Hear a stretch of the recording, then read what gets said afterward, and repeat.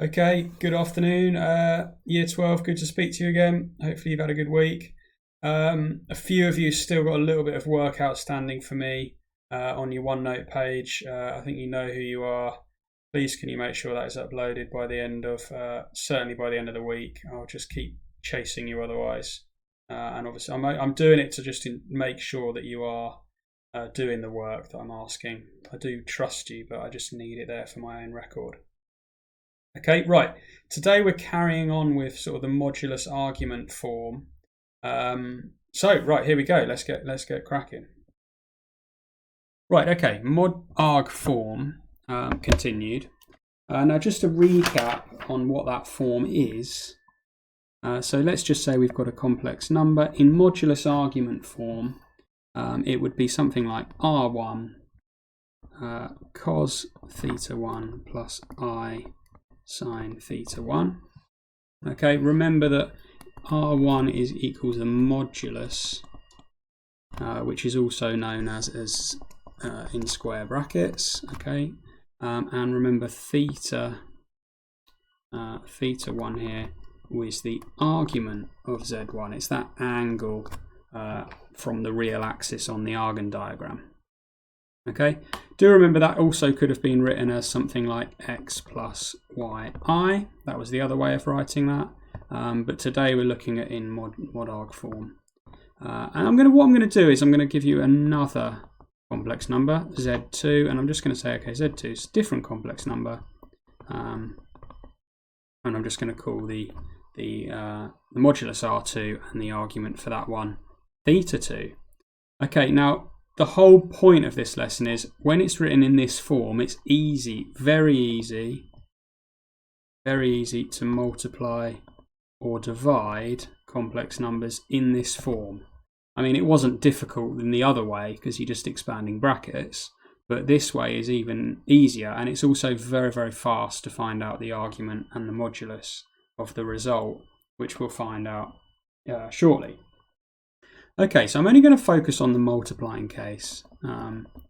Okay, first. So if I multiply these two together, z1 multiplied by z2, okay, let's just work this out. So z1, that whole thing, r1 cos theta plus I sine theta, multiplied by r2, the other one, cos theta, that's theta 1, theta 2, plus I sine theta 2. Okay, right, I'm just going to keep going with this, so I'm just going to move this down a bit, give myself a bit more space. So just multiply those together. Let's just tidy that up a little bit. So z1 z2 would equal r1 r2. Let's put cos theta 1 plus I sine theta 1, all multiplied by cos theta 2 plus I sine theta 2. Okay, right, let's keep going. Let's expand this bracket. So it's still got r1, r2. Let's expand that. So I've got cos theta 1, cos theta 2. That by that, I've got plus I sine theta 2, cos theta 1. And then if I do the other one, I sine theta 1 cos theta 2, and then the final one, now just be careful with this, I times I, which makes minus 1, doesn't it? So that's going to be minus sine theta 1 sine theta 2. The i's cancel out. Okay, now you might be thinking, crikey, this is getting even more complicated than what I started with, but I can do something else here now. So if I'm going to group this one and this one together, so I get cos theta 1 cos theta 2 minus sine theta 1 sine theta 2. I'm just going to put that in brackets for now, you'll see why in a minute, plus I'm taking the I out of this, I've factored out the I of these two terms, okay, and I get sine theta 2 cos theta 1 plus sine theta 1 cos theta 2. Okay, if you need to pause the video at this point to see how I've done that, please do, because it is important that you recognise that. But I've just factored out this term. I've just factored the I out there. Okay, right, now this is so exciting because it links back to the trig formulae, the double angle formulas, because you may remember cos AB minus sine AB is equal to cos theta 1 plus theta 2. Okay, that is one of our double angle formula, if you remember. That's just cos A plus B, isn't it? And similarly, sine A cos B plus cos A cos sine B cos A, that is the sine double angle formula, theta 1 plus theta 2, which is really quite nice. So we end up with a situation where Z1 Z2 is equal to R1 R2 and then cos theta 1 theta 2, and that's quite useful to recognise. So maybe put a box around that there. Okay, now what's useful about this is the modulus of Z1 times Z2, well, that's equal to R1 R2, isn't it? This bit, that was always the modulus, that value there. So the modulus of when the times together is just R1 R2, which is the same as, well, we said R1 was the modulus of Z1, so it's the modulus of Z1 times the modulus of Z2. Okay, and the same applies for the argument. So the argument of Z1, Z2, well, the argument is always this angle here. So the argument is just going to be theta 1 plus theta 2, which was the argument of Z1 plus the argument of Z2. Okay, that is the key facts here. That's very, very useful. I'm going to put that in a summary, and we'll look at some examples in a minute. But that's generally, so if you multiply two complex numbers together, to get the modulus, you just need to time the moduluses together, and to get the argument, you just need to add them. So let's just see what this looks like geometrically. So if I load this up, hopefully this one. Okay, so what I've got here is a I can multiply, it's a little bit small, but I can multiply Z1 by Z2. So if I put Z1 at 6, 0, now Z2, if I put that at 1, 0, remember when you multiply something by I, it's a rotation 90 degrees, so that also recognises that demonstrates that, doesn't it? So that's a little bit small. But, now if I multiply, say, that Z1 by Z2, you will always find that that distance times that distance will always be the distance, the modulus of the result. And likewise with the argument, that angle there plus the angle of Z2 must equal the angle of Z of the green value there. So just have a play around. This is in the shared, this is in the lesson content, so you can have a play around with this, or click on the link there and just test for yourself that this does actually work. Okay. Now, so let's have a look in summary then. Let's just write a summary box. Even if you weren't following that too much, all you really need to know is what's in this box here. So if we have Z1, Z2, the modulus of that, the length of two complex numbers multiplied together, is the length of the first one times the length of the second one. And likewise, the argument of Z1, Z2 is equal to the argument of the first complex number, add the argument of the second complex number. Now, division, I'm not going to go through the proof because it's very similar to what we just did above, but division works exactly the same. So Z1 over Z2, the modulus of that is equal to Z modulus of Z1 divided by the modulus of Z2. And likewise for the argument of Z1 over Z2 is simply it's the subtraction. I was just double checking that. So it is the subtraction there. Okay, that is the key box you need to remember. You don't get given that, so do learn that. Okay, right, let's look at a couple of examples now. Just spend a little bit of time on a couple of examples. So EG1. Now these are from the book, guys, so you can spend a bit of time looking at them from the book as well. But let's say Z1 equals 2 cos pi over 15 plus I sine pi over 15. Okay, Z2 is going to be equal to 3 cos 2 pi over 5 plus I sine 2 pi over 5.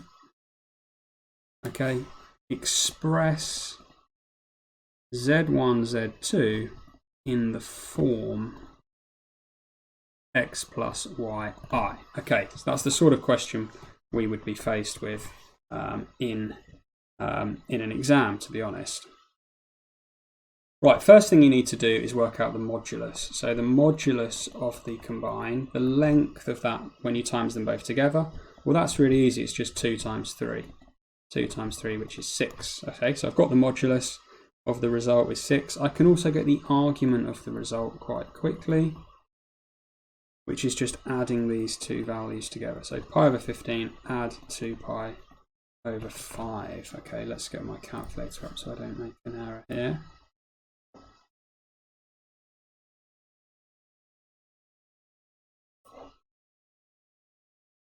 Okay, so let's just...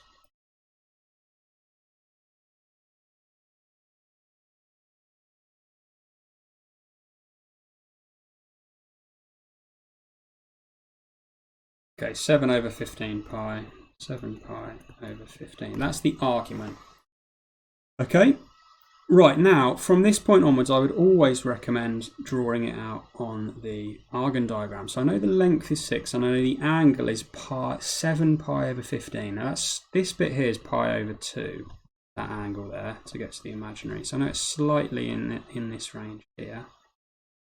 And I know the length is 6 and I know that angle there is 7 pi over 15. So my x value is going to be that, and my y value is going to be that. So x, it's a little bit of trigonometry here, is going to be 6 cos 7 pi over 15. Okay, and y is going to be 6 sine 7 pi over 15.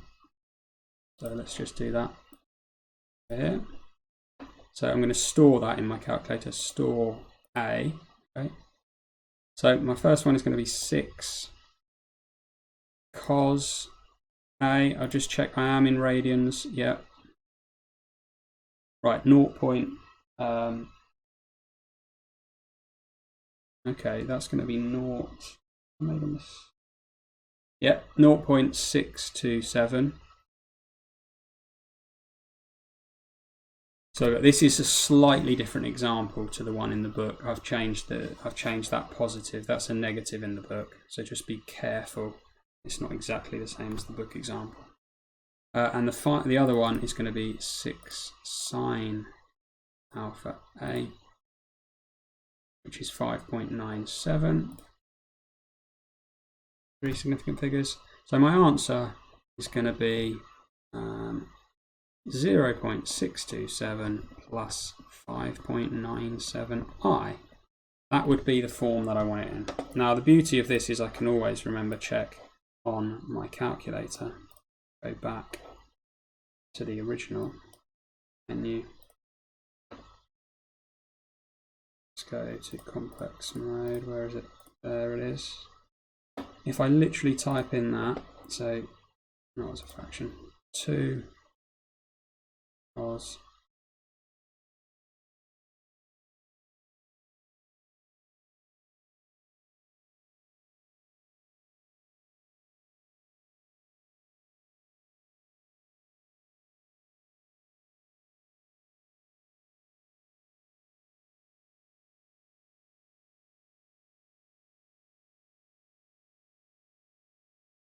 do that multiplied by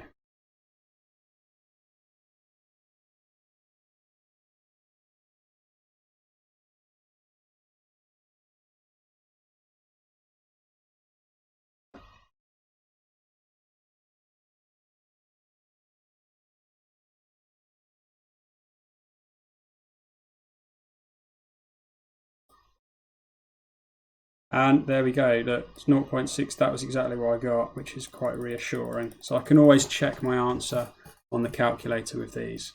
Okay. Right, let's do one more example, EG2. Let's have a look at a division one. So write.